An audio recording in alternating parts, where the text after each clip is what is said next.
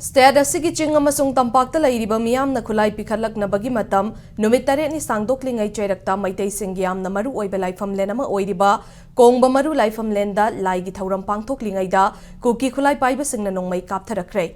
Hiram asida Impact News ki akhanaba paudam mama. Governor na piba khulai salenda tawbagi ahanba tangkaki matam hek nongan baga koi Imphal East district ki hauji hangna lepiba koi Kongba Maru Laiphamlen tu laigadoribani haiba mafam asida ngasi asi maitai singna nonga panbagi lai khoiramna bagi adusu matik chaba security haibadi state force amadi central force sing yauraga mafam asid lai khoiramba sangwa matamda laifam asigi nakanda laiba Kangpokpi district ki maikaida laiba KUKI KHUTLAIPAI singna amuk hanna attack tawraktuna oi lai khoiramba sangiba miyamda kihan khanba amadi lai khoirambagi thoramadu mapung phan da nabudamakta honar khare thawdo ase karamna thokimna haibasi haiba thawdo adu dak thengnana yaurbe singdagi adugi marik chumba pawdam adu taminasi nongma panba khudingi koi Kongba Maru juda lai khoramba sangadabane amangda matam khara koi amkana sangidre haidi lan laiba haiba tare aduga hajik laijina irang su khara pare governor rule lakudagi sing tam ani maksida da khulai khongotna governor good governance amagi masak urakudagi akoina DC da che tharga sugumba Kongba Maru gi nongma panbagi lai khoramba se koi sangjage haire SP da DC na communication laaga state security force haibadi Imphal East ki oiba state security force aduga sida deploy toriba CRPF yauna ngasi ayuk pung 9 taba matamda akoi Kongba Maru gi Laiphamlen-Da na akoi mi laigi sebaroi haibata laigi thogaloi akoi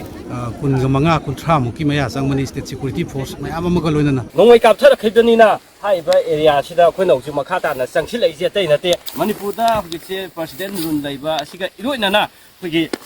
nongmei kapai ba singi maikai da security ki maikai dagi akan ba action lokhalamgadra haiduna khoi je mafam si sangakpani adubu khoina sangakpa matam dadi sai sida tumit kang natana khoi mi amta lairamdra haitare security force ki maikai dagi su nongmei kapai ba mafam sida koi operation chatharamgadra ha kanda sida operation chathabirana security amta laiba udre hairiba KUKI singaduna akoi gi lai khoramba lakda state security force amasung lai khoramba lakum mayam jigi marakta nongmei kapthare nongmei round 9 kapthare